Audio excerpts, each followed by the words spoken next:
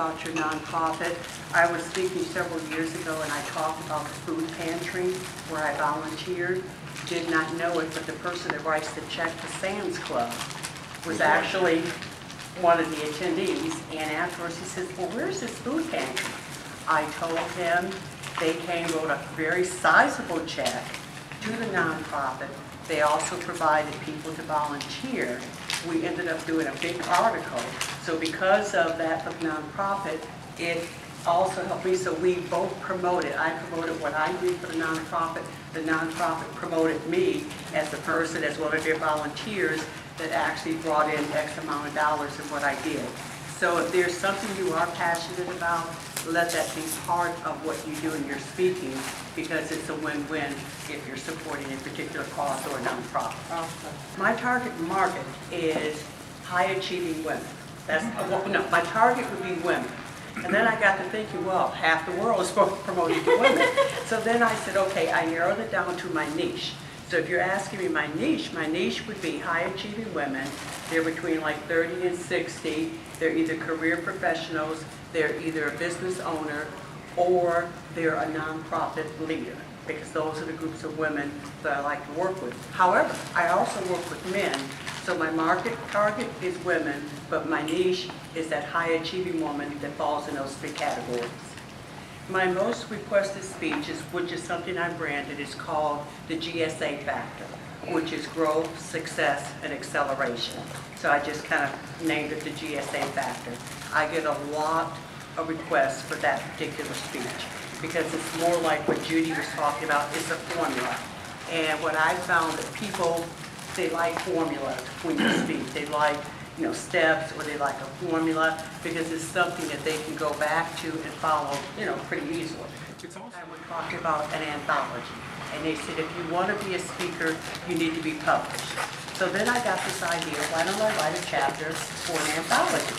I mean, I was just kind of stabbing at the dark. So the first one I did, believe it or not, was with Donald Trump and Jack Canfield. So when I started speaking, all of a sudden, people said, oh, she knows Donald Trump and, Jack Canfield. I really didn't know them, but the fact that I wrote this opened up doors for me to speak just because of who they were. Right. And after I did this, then the speaking started to come, and I thought, oh, okay, this works. But it was because I used someone else's credibility at that time to build my credibility. And that's a good way to do it, because even now, when I do speak, I still reference this because people remember that. Anytime you put anything on Amazon, you also want to put it on your website. When I did the bestseller, I was sending everyone to Amazon because that was creating the bestseller list. But when that now that the bestseller's gone, I send people to my website because I don't have to share the profits with Amazon. So I get to keep the full amount. So when I speak now... But you have to physically mail the book to them.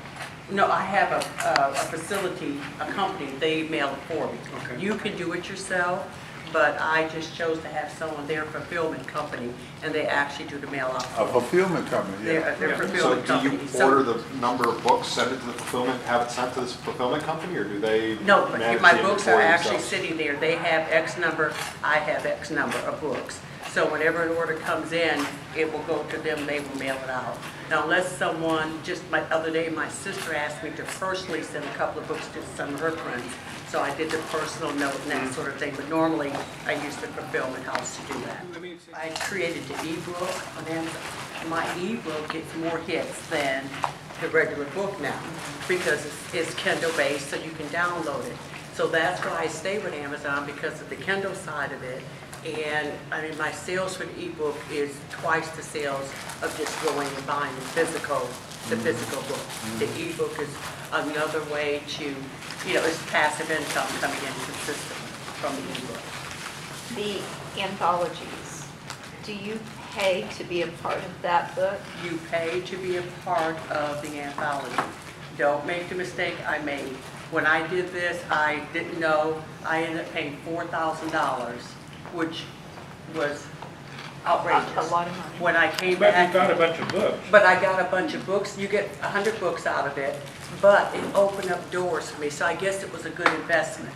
However, when I did the second anthology, it was like $1,200. So my return on investment was considerably better on the second book versus the first book. I didn't know what I didn't know then, that I could shop around.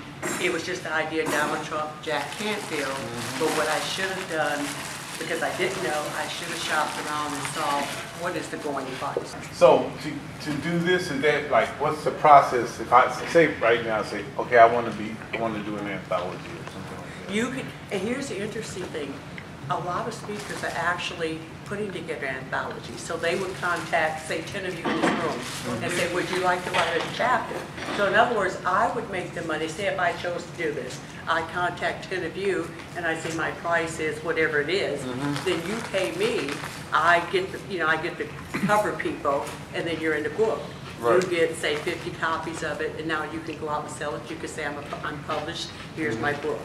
So anyone can put together an anthology. You don't have to be a publishing company. You could just be an individual that decided to, come together, bring a group of people together and put together a book. But that's another idea. So you could take that 60-minute presentation that you have, pull out the tips, use it as a tip book. You can use it as a giveaway when you're speaking in front of your audience. You can give away one of your books, give away a tip book, put it on your website. It's a downloadable. So when they download it as a PDF, if they purchase, say if they get in one of my mastermind programs, that's a part of the gift that they get. You do virtual gifts, so it could be your PDFs. It could be, just sort of anything that you have.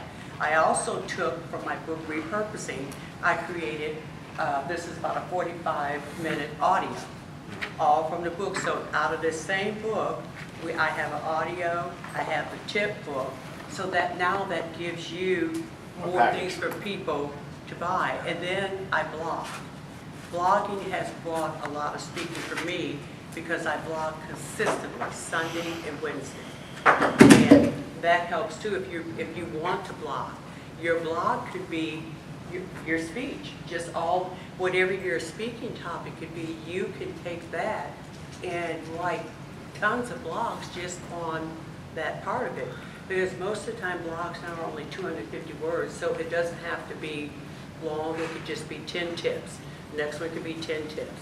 It works, people like that formula and they like a tip sheet or a cheat sheet, and that's what they take and they can go work with it and do what you're suggesting.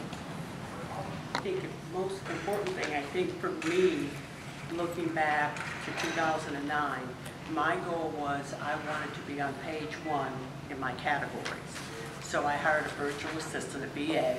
I think I was the first client, to be perfectly honest. And I told her my goal was I had 4 categories and I wanted to be on page 1. Because I thought, okay, if I'm on page 1, if you're searching for Google, and if you're searching, certainly I'm going to be on that page 1, the first 10. Because most people, what do we look at? Page 1, page 2, possibly page 3, maybe Most 3, people don't go to 2. and then we're gone. So what I did, my blogging literally put me on page 1 of Google, and I've been on page 1 of Google in my category since 2009.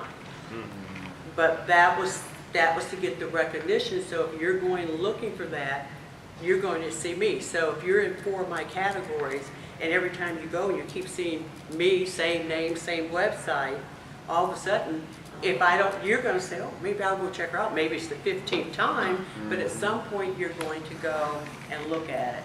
So what built me was the blogging, and that's where I started. I mean, you could start anywhere, but blogging was what I did to end up on page 1. Do you think blogging is still effective today? I'm starting to see articles on websites about how blogging has become overrun. There's just so many people, so many things. If you haven't started already, it's useful to you, but you can't get on page 1 yourself now because you've missed the boat. If you use the right keywords and you write your blog, I write career, business, and life. That's all I write about. That's my subject. I write specifically for women. I write specifically for career and business women. So I've narrowed it down, so that's why I get picked up. If I was writing just a general blog I think that would be true. But you can also put your articles like on Easy. You know, there's all of these other article places. And in 2009, I was really big using Easy, you know, some of the other ones, because that was another place you could find my articles. So then you would see me there. Then you would see me this place. So I used it, but you have to be specific with who you're writing it for. You have to really know your marketplace. One of I was the, wondering, do you Somebody's got to do it. take your blog posts and put them on LinkedIn or anyplace else? Because seems like there's a lot of people saying, oh, you need to take everything and make sure you put it out there on LinkedIn. Well, How do you do what that? I do, I have a LinkedIn group. So my blog post, when we post on Wednesday and Sunday, it automatically gets posted on LinkedIn as well.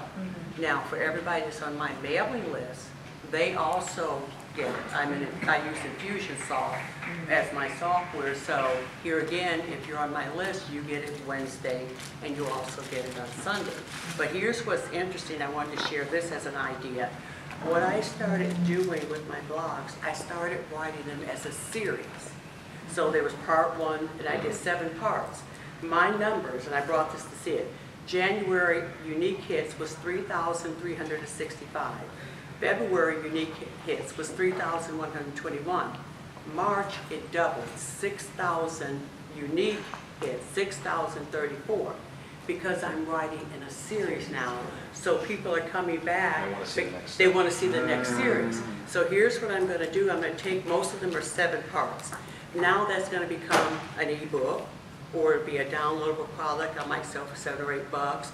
So I'm taking my blog series, and now they're going to become products. So when you're thinking about that, you want to do something that's going to bring them back. They used to say have a call to action. Well, sometimes that's not always going to work. But if the blog post is good enough, they're going to come back. And the numbers are here. I mean, they will come back. So now I have 4 different series that I've done. So now they will become a product.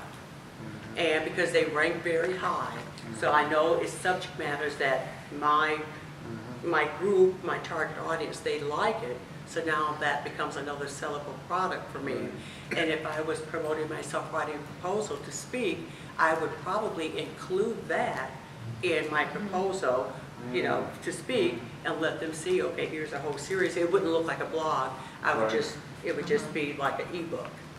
So that's something, think about how you can do a series and then use that as something you can promote. Because I use Hootsuite as well. But I want to say something, I think that's I want to step back a little bit. I had a client, and for 3 years, he was calling himself marketing, I forgot what it was. He never bothered to brand his name, brand the company. So for 3 years he was using his name, and then he came to me and said, okay, I'm ready to start branding, let's do this. So when we got ready to make him truly an LLC, the name was gone. So he spent 3 years building someone else. So what I want to say to you, whatever you decide, lay your foundation correctly so that you don't spend 3 years building someone else's brand and not yours. That was, to me, and he was just shocked. I mean, getting the URL. get your URL, get your domain name with the state. Go ahead and just do everything so that you've got You're everything. talking about 2 things. One is the domain name that you get from GoDaddy. The other Right. is you're talking going and registering the name with the state, Right, which is business. right, because the name he has, it was someone else's, so he could not Doing business. doing business, and he had done that for 3 years. I mean, he had built a good business. Just on a DBA. Doing business as. No, what I'm saying, not a DBA. Okay. Because you could have the DBA Fort Bend County. I like your name. I go to Harris County. I'm saying doing it so that it's legally an LLC where you do it. So, which is what he wanted to do. He had the DBA, but the other individual had the LLC. So what people are now doing, they will go to a different county if they like your name, and they take the same phone number, because you can buy phone numbers, change it by 1 digit. So they can get your clients. So what I'm saying, when you build a foundation, start with it owning your name, owning whatever the company name, whatever you're going to use, making sure you've got the website, so as you build it, you don't have to wait 3 years later and think, oh my goodness, now I got to start all over again. So lay a good foundation, then you've got something that you can build on. But if the foundation is not there, it's almost a waste of time to build, because your rooms are going to crumble at some point because you don't have the foundation. And here's the thing, if you've got a common name, I had a client, her name was Mary White, very common name. So what we did, we used Mary E. White. So that's how she branded herself. So everything we did, she was not Mary White, she was Mary E. White, which now allowed her to buy the .com of that, and she could use it every place, because Mary White was so common, and there was someone that already had that. I think she was an actress or someone well known. So look at ways that you can still get your name, but buy that so that you've got that automatically. You know, one of the things that I also started, and I thought about this as you guys in the academy, start to do 2 or 3 minute short videos. I'm doing a whole series, and my series is called Lessons That Achieve. And my numbers have gone up tremendously, and they're just 3 minutes. So you could take your 1 hour presentation, and at 2 or 3 minutes, you can get a lot of different, short videos, put them on YouTube. So if someone's wanting to see how you present or see how, you can send them right to YouTube. So I've done 10 so far. When I video, we're doing 5 at a time. So I just changed my blouse, so it looks like I'm doing them all at a different time. So in an hour, I've got approximately 5 videos done. So I'm going to do about 25 of those under Lessons That Achieve. Then I can take them, if I want to write a blog about them, embed that video in a blog post. I can probably create audios for it if I choose to do that. So think about how you could take your speaking right now and just make short clips. Yeah. Use Periscope. I mean, there's so many tools out there that you can use that can give you those clips that you need, so that as speakers, people can start seeing you and they can start to hear you, and they can say, oh wow, I think I want to, it just helps to bring more people into your funnel. So I've got like 40 videos now on YouTube. So what are you doing to drive the traffic to YouTube for the person to want to watch the video?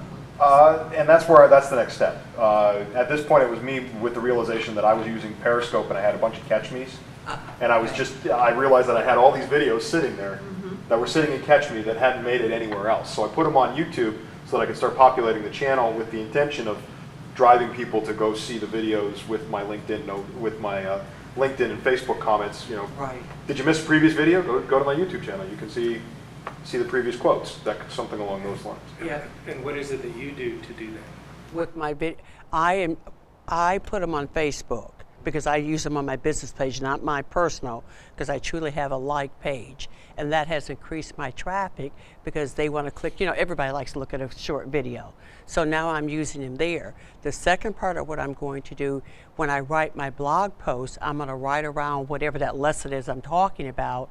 So that's going to be the blog post, and then in the blog, the video will be dropped in it. So as you're reading the blog, you can click right on it and watch it all in one spot. So that's going to be there. So now it's created blogs for me just from doing Lessons That Achieve.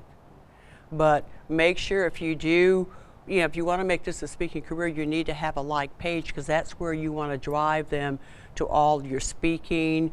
If you're going to add whatever other things you're going to add under your speaking umbrella, you want that to be all in one place. So I have my profile, but then I have my business page. And most of what I do, I don't do a lot of personal. Everything I do, I send it through my like page, which is promoting what I do as a speaker. That's where I start. And if you've got the like page, you can also share it on your profile. You have that option if you choose to. But I always start, everything I do, I think about it from a business perspective. So that's what everything I write is about business and about growing my speaking career and about promoting my products so that it's steadily, bringing people into the funnel. When you speak, wherever you do, get the comments. because that's what, that's the credibility part of it.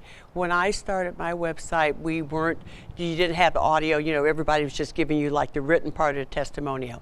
Now I'm going for, if I've got my phone, let's get you speak, let's do a quick selfie, but get all of the credibility, because when meeting planners go to your page with that information, they want to see, who said what and what company that they are with. So that's what I've been doing more of, is using new technology to now get, my testimonials. I do 3 months of nurturing. So I don't sell anything. I have a drip, and they call it a drip. So once a week they get something, but it's always valuable information. So for 3 months, I don't try to sell you anything. It's your time to get to know me. That way you see if you like my material. And then that 14th one, we can start talking about, what things I offer. But and also to your other comment, on my business page, like page, what I found, people don't necessarily, I get comments, but not a lot, but I get phone calls. People, the women, and I don't know whether it's because of my marketplace, they will pick up the phone and they will say, oh, I saw such and such a post. Do you have strategy sessions? Do you have free sessions that you 30 minutes? That's even better. That's which is better. So you can always do something like that. But I tend to get calls. I get the likes, I get the comments, but believe it or not, I get the phone calls. And then, of course, they're on the list, and then they've got 3 months of just nurturing. They get to hear my content. So you could take your 1-hour presentation, divide it up, 4 weeks, that's 12. So you can do 12 drips to your people. That way they get to know you. And then that way that they get to know your talk, and who knows, it can open up doors for more speaking opportunities as a result. But it's just getting your message out there, branding who you are, so that you're saying the same thing over and over and over again. Because they say in marketing it takes 15 tries sometimes just for them to say, oh, now I guess I'll go do this. But you've heard it probably 15 to 27 times before you realize I want to go and reach out to this individual. But if you use PayPal, you don't pay for that. You can go with PayPal, and PayPal they can still use their card, and you're not paying that merchant fee, because the merchant fee is what I had it at one point. I don't use the merchant. Yeah, I don't use that. I send everybody through my PayPal. So even if they wanted to do split payments now, they can do 2 pay, 3 pay, or whatever the case may be. PayPal is mature. Yeah, it has matured a lot, and I do that. That's all they do. And then the other thing is, if you're speaking, if you're out speaking, and you've got a product, make sure you can swipe or do something right at that moment, because people want to be able to pay for it. Very few people write checks anymore. So I use Swipe, and I use PayPal, Square. That's what it is. I use Square, and just make sure you've got a way of taking their money on the spot, because once they walk away, you won't get them again.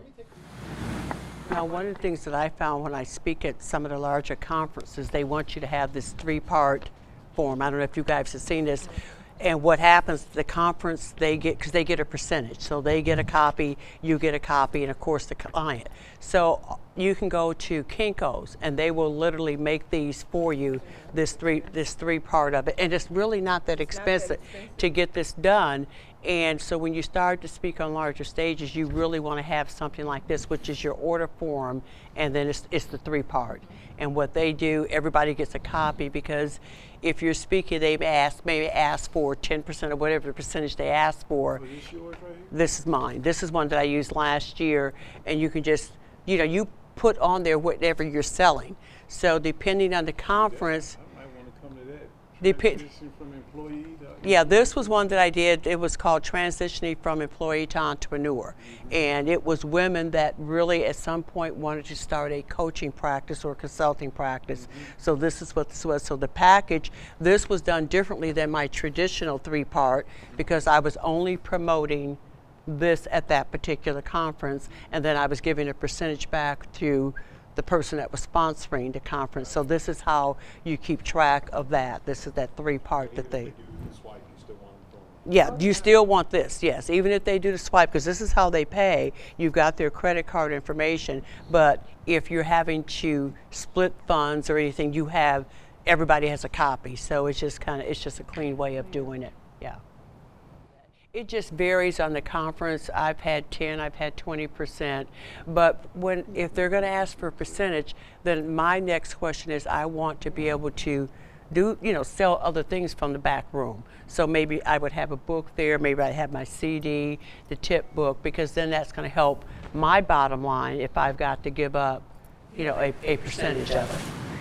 Especially if you're going to have back to room, you have a product for everyone. So if I'm there, maybe I can't afford your $500, but I still want to walk away with something. So it may be my tip book, it may be, which is less, or it may be an $18.95 book, but you want to have something so that everyone can walk away. So if you take your same speech, you can create varying price points of products just from your 1 hour presentation.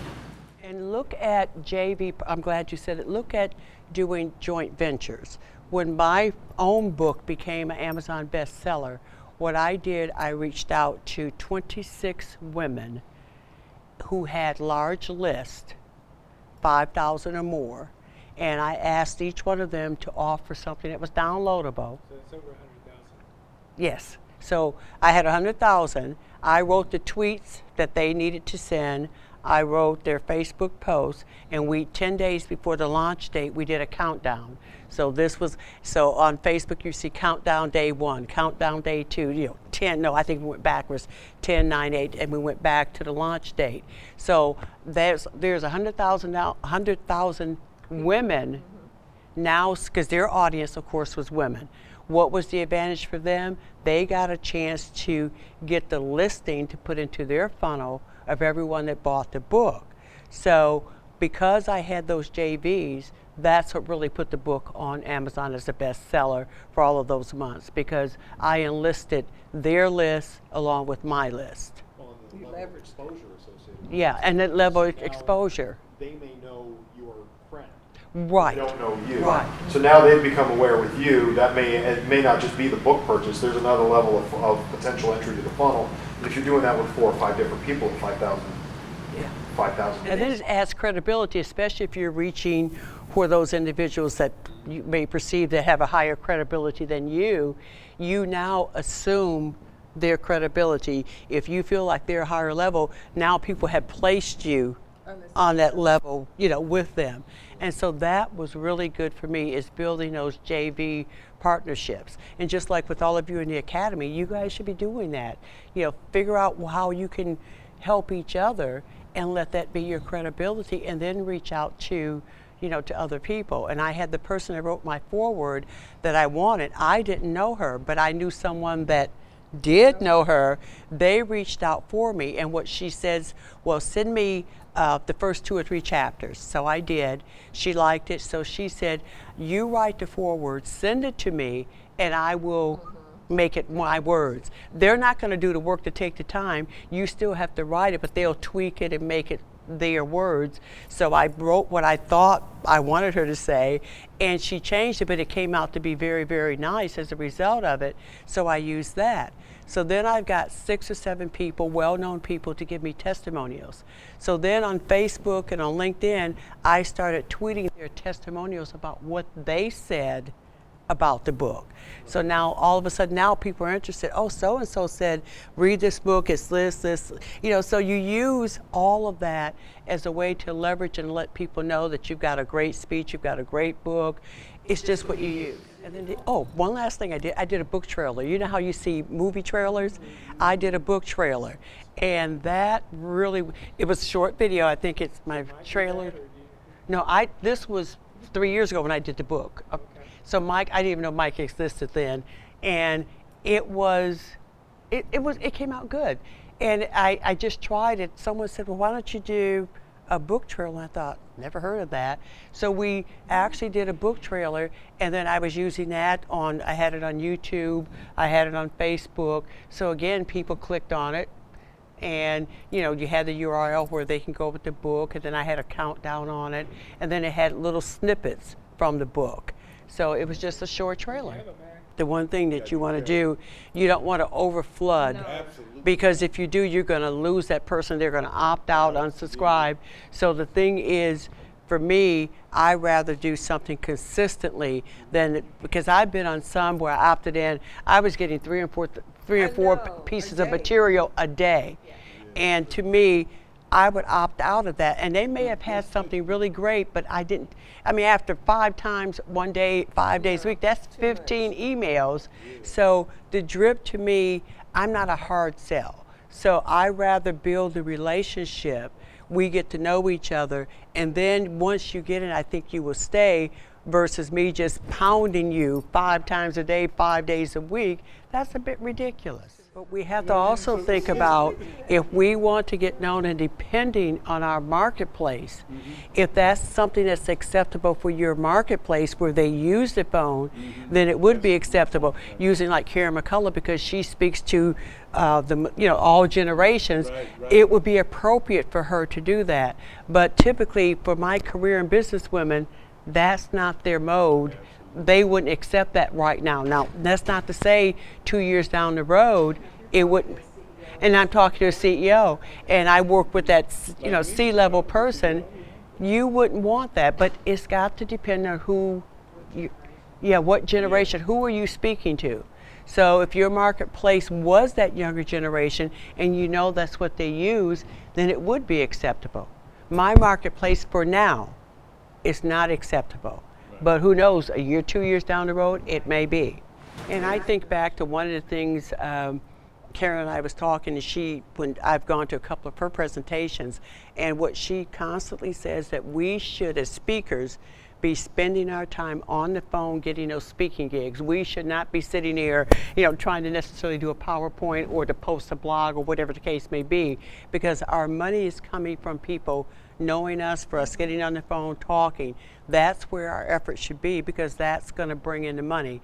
If you're sitting here on Hootsuite is not necessarily bringing money in that day, because you've spent that hour, say, on Hootsuite, when you could have been on the phone talking to 5 companies or professional organizations and talking about how you could speak and what value you could bring to their audience. And then do what?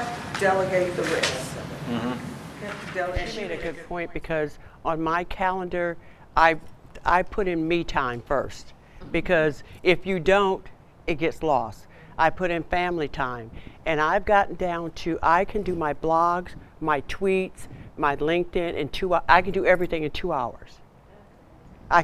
But I've been doing it for so long, then I give everything to my VA to put it out there. But I can literally write for the entire week everything I need to do in 2 hours. And I typically do it on Friday afternoons between 2 and 4 o'clock. But Monday, Wednesday, and Friday morning, the first thing you're going to see on my calendar is my workout time. And then like Monday afternoons, I'm on the phone. So I literally have a calendar that's what I use.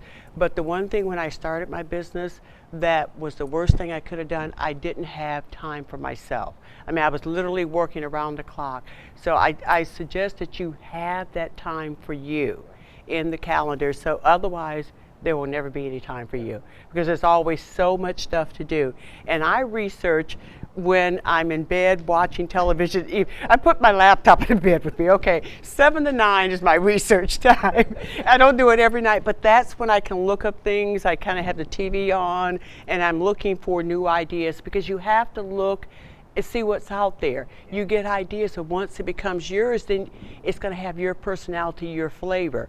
But you do have to do your research. And there are people that can be your mentors. They don't even know they're mentoring you, but there's 4 or 5 people you like how they speak, or you may like how they write, and you learn from them, and then you create your own. But you do need to have that time. You need to have. I wanted to say one more thing. If you're sending people to another site, be careful with that, because you don't want them to get over there and then they're gone off. Somehow, even when I do a lot of links, I link back to my prior articles. So I kind of try to I do pull in other ones, but I try to keep you within my frame, because I don't want to send you to Rob and then all of a sudden you get over there and then Rob's got all these great things, and now you're over there and you forgot how you even got there. So I always try to tie my articles back, because even in a series, you can always say, well, if you miss part 1, which talked about you, boom, you're sending it right back. So because, Google, they also look at your links of where you're linked to, but I usually try to link